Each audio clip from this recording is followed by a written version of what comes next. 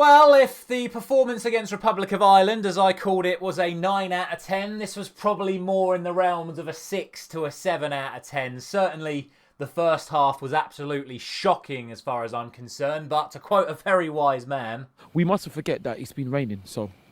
And I don't want to say that played too much into the way the first half went. I just think the players just weren't playing to their full potential, really, in that first half. They didn't really look that creative. It was very sluggish. There was a lot of sideways and backwards passing. It was very reminiscent of Gareth Southgate. The runs in behind were there, but not as often as they were against Ireland, certainly from Saka. The only real standout player for me in the first half was Anthony Gordon. He looked dangerous every time he got it, but because he was the only one that was realistically causing any problems, they started doubling up on him, and then they sort of fizzled him out in that first half. What also concerned me was that every time we got the ball, Rico Lewis was tucking inside and Trent was tucking inside. And the issue with that is when you've got no natural left footers on the left-hand side of the pitch and everyone's tucking in field, it makes it very hard for you to actually create chances from that side of the pitch.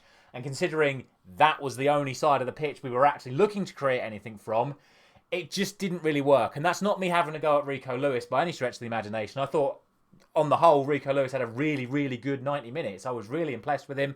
His forward movement, his touches, his passes were really, really good. But in that first half, for me, it felt like we needed an out-and-out left-back to overlap Gordon when he came inside.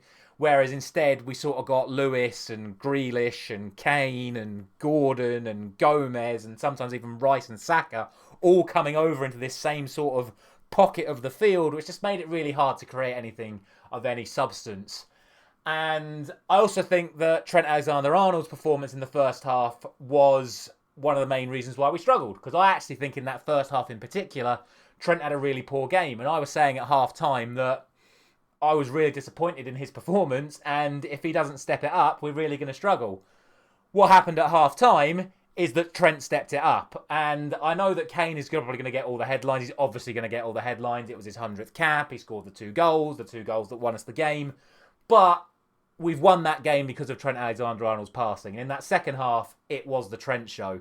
And as much as Kane will take the headlines, it really was due to his performance. He was much more involved in that second half. It was as if we made that decision at half-time that we were going to make this decision to go more over to the right-hand side of the pitch rather than left-hand side of the pitch. They had targeted Gordon, so we then targeted them, targeting Gordon, by then switching the play over to Trent. And his passing in the second half is the reason why we've won that game. He was absolutely outstanding in that second half. And the two passes that led to the goal are fantastic.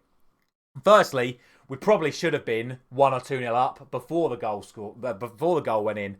The chance for Gordon, the overhead kick from Kane, the header from Kane at the near post. Arguably, all of them could have gone in if it wasn't for a very good performance from Fradetsky in goal. But they tried to play it clear from that. We were really sharp. And an interception combined with a first-time bent-through ball from Trent found Kane. Little nutmeg inside, and he hammers the ball off the underside of the bar. An absolutely world-class goal from Harry Kane. The pass and the finish. The pass and then the touch and the finish. Absolutely world-class from Trent and from Harry Kane. And from that point onwards, it then just became England dominance. The substitutions, I think, actually made a difference. Again, not having a go at Saka or Gordon, but Madueke and Eza came on and just refreshed the energy in that area of the pitch. Really started stretching the defence even more. That then created more space for the likes of Gomez and Trent and Rico Lewis to come in field and get on the ball and start spraying their passes a little bit more freely and more regularly. And then again, the give and go from Madueke to Trent, absolutely brilliant. Little touch off, brilliant burst of speed from Madueke. Outstanding pass from Trent. Kane holds his run, brilliant cut back, first time finish into the far corner. 2-0 England. Game over in terms of a contest. The only disappointment from that point until the end of the game is it was almost like it was the opposite again as how it was against the Republic of Ireland.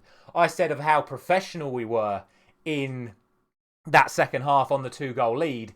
If anything, we were being a little bit unprofessional on the 2-goal lead in that second period of the second half because we got a little bit too showboaty. We'd finally broken down the defence that had been causing us so many problems, and it was like the England players really wanted to rub their noses in it. So the flicks came out, the little clever passes started coming out, and everyone wanted their glory moment. And I think there was a couple of real good opportunities where the right pass or a little bit more extra composure, rather than doing a little bit of showboating, could have resulted in a much, much bigger England win tonight. But ultimately, this was a game we always should be winning. It's a game that we have won by a margin, like I say, I'm a little bit disappointed with, but ultimately I am happy with because it's a winning margin. It's another clean sheet. What I would say, again, to sort of go back to that first half performance, on another day, if we were as sloppy as we were in the first half, a better team might have punished us. And a better team is going to be playing us next. And Greece look good. They've played well in their first two games, and we can't afford to switch off against them. Otherwise, we're going to be on the receiving end of a little bit of a shock, I think, if we're not careful. But in terms of Lee Carsley, I think he got it right tonight. Obviously, he got the players in at half-time. He gave them the kick that they needed to push on and be a little bit more up the tempo, shall we say, in that second half. It led to more chances being created. It led to goals, and it's just a shame it didn't lead to more goals. And what I'll end on, if we are going to talk about Harry Kane, the important things that we need to talk about tonight is that Harry Kane tonight had 5 shots on goal, and all 5 of them were on target. And that is the sign of a world-class striker. That is what a world-class striker has to do.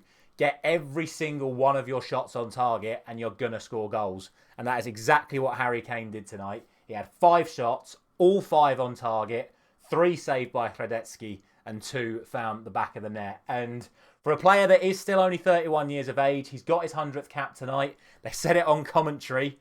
If he plays every England game from now until the World Cup, he will break Peter Shilton's all-time England appearance record in the World Cup final. And he scored his 67th and 68th goals tonight, and he's going to be targeting that 100-goal tally. And you know what? Best of luck to him. He's going to have plenty of opportunities, certainly in the next 4 games against Greece twice, and then Finland and Republic of Ireland again. So plenty of opportunities for Harry Kane to extend his record goal-scoring tally. And more promising signs for England going forward. May not have been the best performance tonight, but it was a performance good enough to get the result. And ultimately, that's all you can ask for as an England fan. And you've got to remember as well, the likes of Foden, Bellingham, Palmer, Watkins, etc., all not playing tonight. There's better players to come back into that team that is already a very good team. I think Angel Gomez had a very good debut. I think the shape looked good. I think the style of play, certainly in the second half, looked much, much better. And, all right, we'll see what happens when we play against a good team. I said it against Republic of Ireland. Finland aren't really a proper test for how good we are right now. I think Greece will certainly be a better indicator of where we are. I think Greece are a very good team on their day. So hopefully they do provide us a test which allows us the opportunity to actually show our credentials. And then who knows, as we move into the new year, maybe we'll start picking up some harder fixtures when we go for some more high-level friendlies as we move ahead towards World Cup qualification. Let me know your thoughts down in the comment section below. Were you happy with the performance? I'll put the poll up like I did last time to rate England's performance tonight. As I say, for me, probably around 6.5, 7 out of 10 because of how well we played in that second half. Trent, man of the match for me. Overall, good performance. Thank you very much for watching. I'll see you in the next one.